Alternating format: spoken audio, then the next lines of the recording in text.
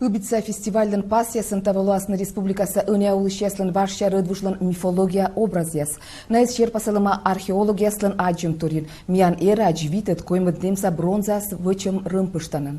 Тая реликвия саджисны күжво сайын шерпасясы вычыма пемысяскыт ыткыдялымын. Композиция шырын ош, сыгыгыр варыш, яшыр да ниж. Пресс-конференция дыри, коминаука шыринца кыб литература да история институтын туялышяс гыгыр водисны пасыс. Течаснок шетки став пемысы стая ен мортяс, метычанан до ош. Главным мифом, очевидно, их родовым был то, что медведь был сыном небесного бога и был спущен с неба на землю. То есть медведь имеет небесное происхождение, и он может символизировать верхний небесный мир, так же, как и нижний, потому что медведь убийца все-таки. Кыдишоны ученые яскык шурсово сайын аджемтор, ыджита сунжик тыдмавны комияслан культура елыш да нимадны регионса наукас.